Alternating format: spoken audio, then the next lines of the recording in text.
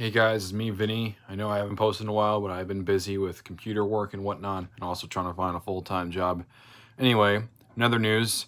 I'm pretty sure everyone has seen the story of Carson Wentz getting cut by the Washington Commanders, and is now the former number 2 overall pick, merely just a few years after being an MVP candidate, winning the Burt Bell Award, and his team winning the Super Bowl without him. Just in the span of 3 years, he's played for 3 teams in 3 years,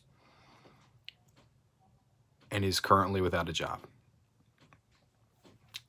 Life in the NFL could be very short, it could be very long, but who knows what's at play for him. I always think this guy would be potentially the next best great quarterback in his second season. And then after his ACL injury, and even though the Eagles went on to win without him, it was just a massive burden for him. The Eagles went 9-7 the following year. He was injured yet again. Foles would win a playoff game for them. Next year, they go 9-7 again, but this time good enough to win the division.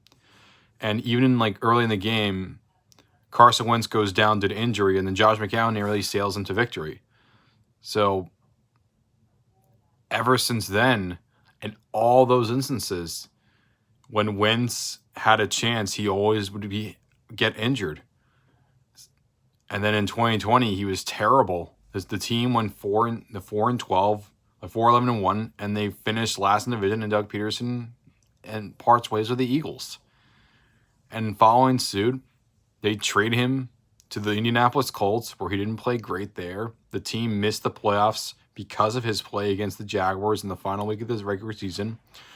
And they decided to send him off to the Commanders, and he played this year, and he was all right to start the season. But then he got injured yet again, as so often the case with Carson Wentz. Tyler Heineke plays well in place of him, and then when Wentz comes back, he plays horrible. And here he is now, out of a job. What could have been? Wentz reminds me a lot of he's the embodiment of a one-year wonder. Almost like a Robert Griffin III was, except this was his sophomore season. An exceptional MVP or high-caliber, all-pro level performance, and then middling to bad play the rest of the way. And that's what it's been like for Carson Wentz. Outside of 2017, he's been a very subpar NFL quarterback. He has not played great. And he gets healthy all the time. And when he is healthy, he has high interception games. Not many teams are going to want that as a starter, right? His starting days are done. Unless the starter gets hurt and he calls in, he's going to be stuck as a backup the rest of his career. He can still throw the ball, but his accuracy has gone down. His starting days are done. He's a backup from here on out. And it's a real shame for him. It really is. I mean, Goff's had a better career. Prescott has had a better career. It's not like Paxton Lynch level where, he only played 4 games. No, Wentz is still an NFL caliber player. Don't get it twisted. He's still an NFL caliber player. He's just not starting material anymore. But then who's going to want him? I mean, it's not going to be as a starter, so as a backup, who's going to want a backup quarterback? Well, he's not going back to the Eagles, Colts, or Commanders, that's for sure.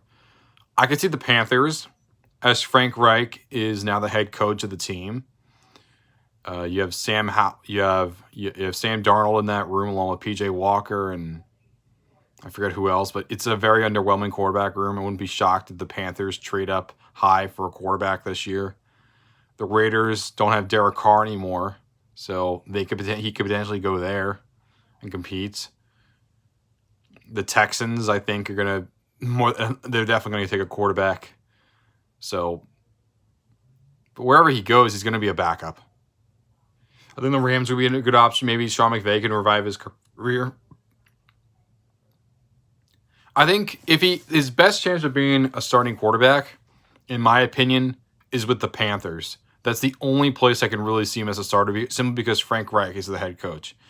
But outside of that, I'm sorry, Carson, but your starting days are over. Wherever you go, you're going to be a backup. Wait, The Buccaneers could be an option for him because they could be looking for a veteran signal caller, especially as Tom Brady's retired.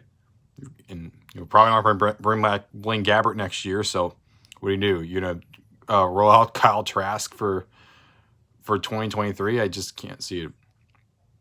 I can see the Raiders. Raiders I could see.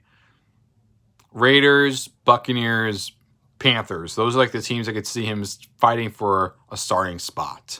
Because everywhere else, you already have. And if Rodgers ends up retiring or trade somewhere else, I could see him going to the Packers. But I think even then they're going to commit to Jordan Love, so I can't see him as a starter. I think he would be a backup there. So outside for those 3 positions, I'm sorry, Carson, but you're going to be a backup from here on out. But hey, hats off to you. And if things don't work out there, maybe you can take the A.J. McCarron approach and you can play in the XFL, the USFL, or hey, if you really want to commit to travel, you can even play in Mexico if you really want. Or Canada, who knows. But anyway, guys, that's my thoughts. Subscribe to Zennie62 for more content like this. Hit the notification bell to be notified of videos as soon as they come out. And as always, I'll see you guys next time. Peace out.